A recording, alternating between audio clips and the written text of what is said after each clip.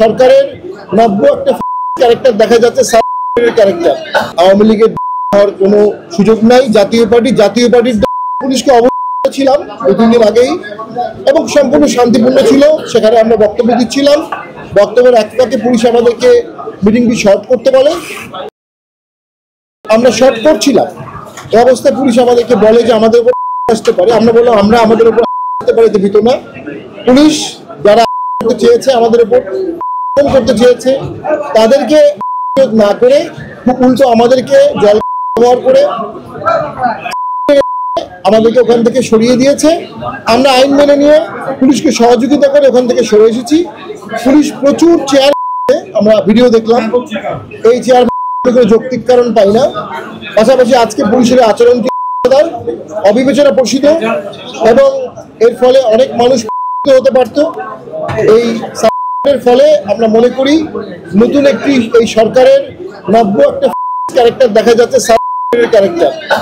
আমরা মনে করি আজকে সরকার যে আচরণটি করলো এটি গণতন্ত্রের জন্য একটি ব্যাড, একটা স্যাড ডে। আজকে দুঃখজনক একটি দিন, দুঃখজনক একটি ঘটনা এই সরকার ঘটলো, যেটাকে আমরা নিরপেক্ষ অন্তর্বর্তী সরকার বলি।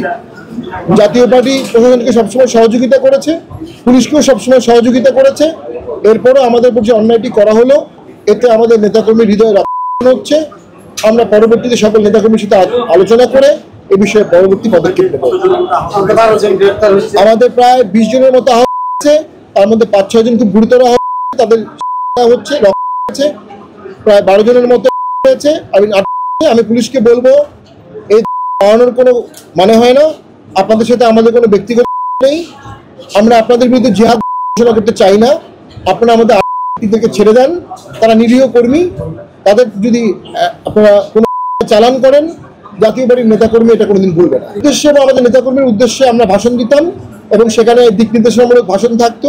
আমরা কি প্রেক্ষাপটে ভোটে যাব, কি প্রেক্ষাপটে ভোটে যাব না, এই সমস্ত বিষয়গুলো চুলচেরা আলোচনা হতো এবং জাতির সামনে, নেতাকর্মীর সামনে মাননীয় চেয়ারম্যান একটি নতুন মেসেজ দিতেন।